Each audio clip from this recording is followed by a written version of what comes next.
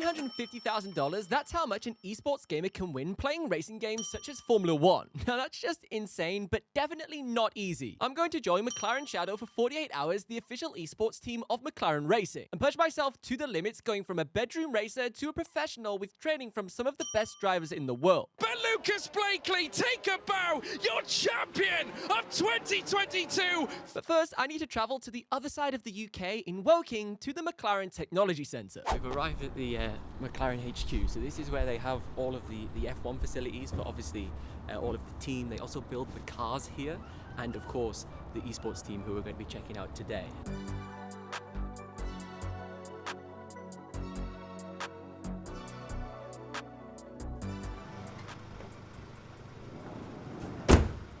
Let's go.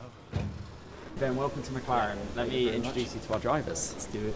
The McLaren Esports team is made up of 3 key drivers: Dani Moreno, who is the latest signing, Lukas Blakeley, who is the current Esports World Champion, and also Wilson Hughes, who is one of the youngest drivers at only 18 years old and was a part of the Constructors winning team last year. Now, to my surprise, the team was so much larger than just the drivers that you see on the track. In total, there was around 9 people that worked for this entire esports team, and they were all super young, which highlights how many opportunities and careers there are within the gaming industry, and especially for young people. I got introduced to all of these different team members as we explored the boulevard within the McLaren HQ and checked out some of the incredible vehicles that were there, and learned and discovered that some of these younger drivers are used for testing behind the scenes to ensure that setups are as efficient and competitive as possible for the main drivers to use on the track, as it would be humanly impossible for these 3 main drivers to just test everything that's required to be the best team in esports. All race on PC, 3 drivers. So what dictates who is the drivers picked on the day? So like one driver will work on a certain track and another driver will do a different track.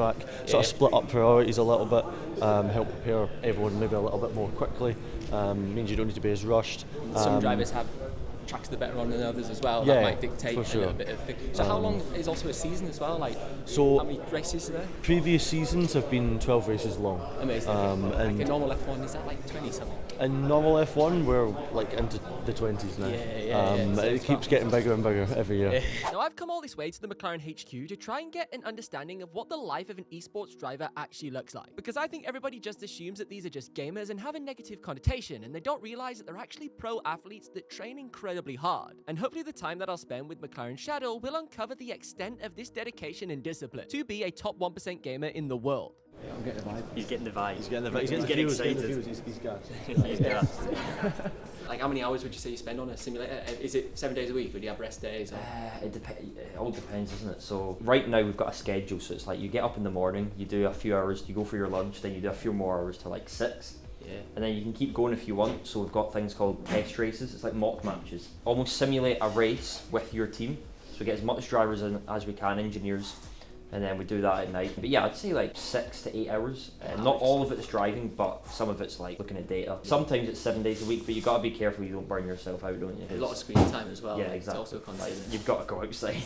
You've got to like get some fresh air in, do you know what I'm saying? So. Yeah. A fun thing to know is that the drivers don't go to the McLaren HQ every single day. They mostly train at home and work remotely, which is very different to other teams in the league. And it clearly works because they seem to win everything. And that's maybe because it creates a more comfortable environment for the driver. They're surrounded by their family, and it's much better for the mental health, and overall it feels less stressful and removes pressure. They only go to the HQ for races and boot camps every few weeks to train together as a team. Flashback. So it's a couple of days until I actually leave for McLaren, so I need to put a little bit of time in on the simulators so I don't completely embarrass myself when I get there with the esports guys. Now I would actually say that I am pretty decent at these F1 games. I've been playing them since I was a kid. It's my most played game. So I'm quite confident that I'm going to be alright when we actually get there, and they'll be impressed by my level of standard. Now I wouldn't say I'm the world's greatest Formula 1 driver, but I'd say I'm in a top percentile in terms of like casual players. Yeah, I always do pretty well on them time trials and stuff. Now, one thing is I actually don't have that much experience with F1 23. I've been playing F1 22 on Xbox Game Pass. I'm playing on the PS5 right now because this Logitech steering wheel that I have works on PC and PS5. So I've actually booted up F1 23. That's obviously the game they're going to be running at the McLaren HQ, the latest game. So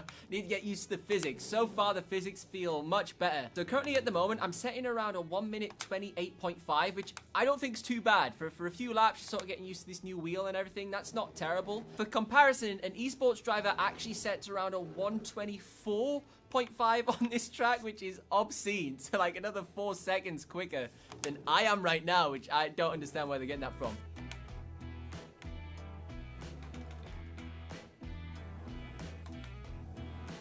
Right, so I've literally been on this simulator now for about 4.5, 5 hours straight, just doing laps and laps and laps of Silverstone. I'm absolutely exhausted, mate. My arms are so tired. End of flashback. When they do train at the McLaren HQ, they are inside of this incredible room, the Shadow Studio, a dedicated space for the gaming side of the McLaren brand, and this room is kitted out with everything you could dream of. It's got high-end PCs, obviously racing simulators, Logitech Pro racing wheels, and those super expensive Herman Miller gaming chairs. Read that.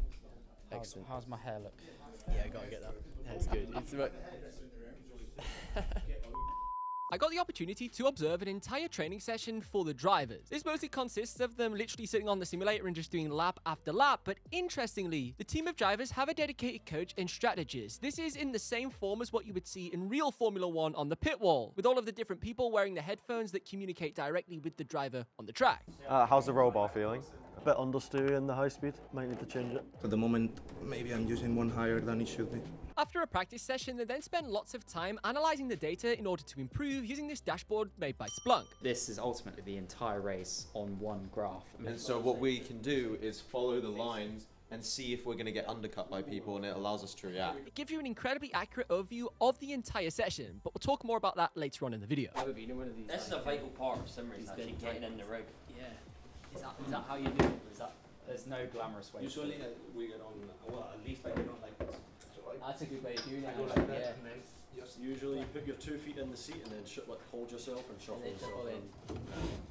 It was now my turn to get some training from the pros. I'm not gonna lie, I was a little bit nervous. I literally have the world champion to the left of me. And to compound the pressure even more, I was sat in his simulator that he won the world championship in. I really had to make sure that I did a good job. Usually we drive in socks, but you can drive in shoes Does that as give well. you more feel of the pedals? Yeah, more Basically, consistent feel, yeah. More feeling, and it depends on the pedal as well.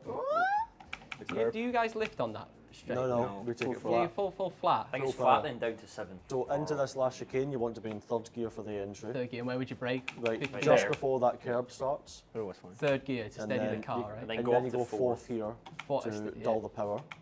Oh, okay, yeah. And there we are. That's us through the first lap. So let's try and let's build up to it methodically. And heavy on the brakes. Oh, that was late. That was good though. You got it stopped. It was You confident. nailed it. Wilson. No. Wilson. That's 4 tenths quicker than last lap through that one section. Fifth, Down to fourth now. fourth, just let it roll. Right, smooth. Make sure you keep it tight. That's Yeah. patience. Now There we power, go. power. Power, and Oh. steady. There we go. Nice, There there we you go. go. There we go. Okay. Right, we're actually dealt on positive now. Just start feeding it and feeding it, and there you Yeah, go. there we Power, go. power, there. Oh, yes. he's nailed it. Yeah. To the right, slow it down a bit. Slow. Left. Yes, yeah, that's it. That's Okay, it. now And you power, get the power, exit. power, Yeah, power. Oh, you That had was it too there, much. you had That it. was too much. Through here, remember, turn in a little bit earlier, but smoother.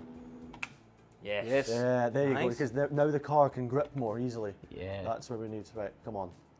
Through here. And keep it to the right. Right, patience, slow down.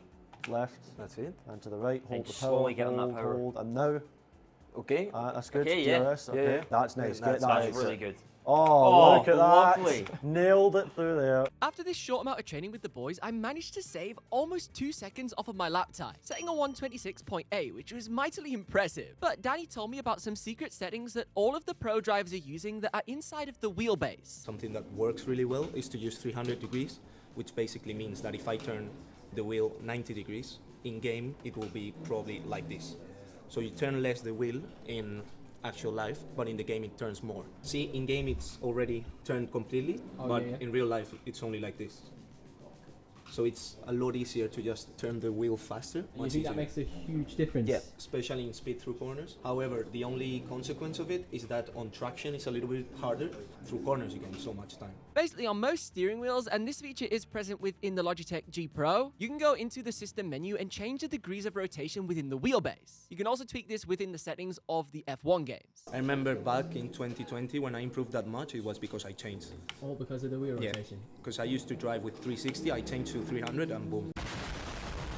To be honest, like, you don't get told you need to have a strict diet, but I think most drivers do. I've gave up quite a lot of like sugary stuff just because of racing, and I say like if I didn't do sim racing, which is stereotypically quite like well, you're an esports player, you're unhealthy. It's like I'm probably the healthiest I've been because of sim racing. This was an interesting discussion with the drivers. Because they spend so much time sat down in simulators, their physical health is incredibly important, which means they also have an extensive workout routine that they need to complete each day to sustain an adequate level of fitness to complete a season. You do so many hours on the sim, but then when you're not in the sim, it's good to, for me, it's nice to go outside, go for a run, clear the mind, get some, even just some fresh air.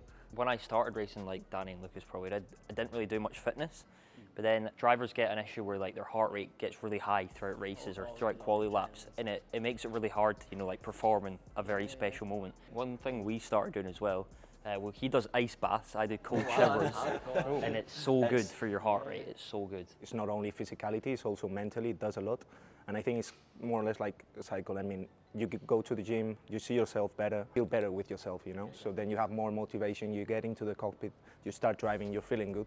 So it already has an impact. Now, inside of the McLaren Technology Centre, there is around 1,500 employees that work here, and a tiny segment of these mega resources are allocated to the esports team, with various key people in charge of running the day-to-day elements with everything to do with the McLaren Shadow team. What do you look for in the driver? And also, like, when it comes to the age of a driver, when do you feel they're ready for being taken into a team or some form of an academy? I would say definitely with the younger drivers as well, that level of maturity. So often they'll come in quite hot-headed, they'll want to win every race that they do, they'll fight for every single position on the track. And actually it's much more about just scoring consistent points all the way through. But there are wider considerations that we have to think about, and social presences as a driver, obviously it's beneficial. It probably wouldn't be a reason we don't sign a driver if they didn't have that. We're in the Shadow studio, and this is a multi-purpose facility. We don't just use it for competitive use, we use it for live streaming, content creation. Firstly, when you look in the wider gaming industry, you can see that some of those stereotypes around who video gamers are and all that kind of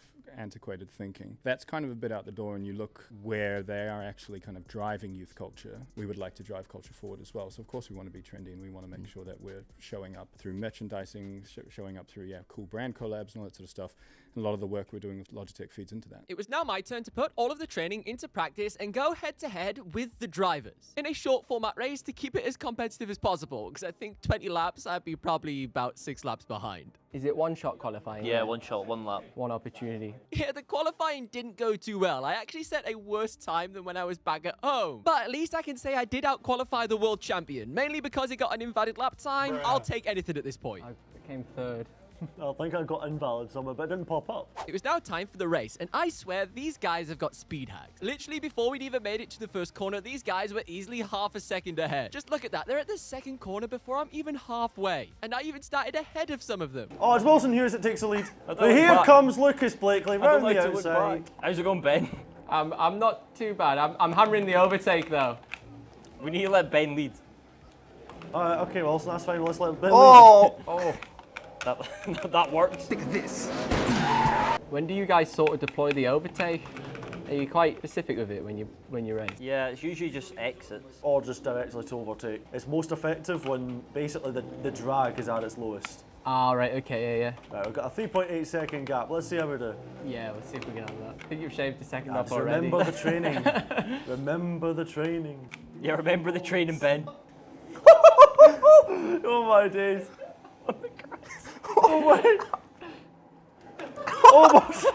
No, I didn't know he was still there.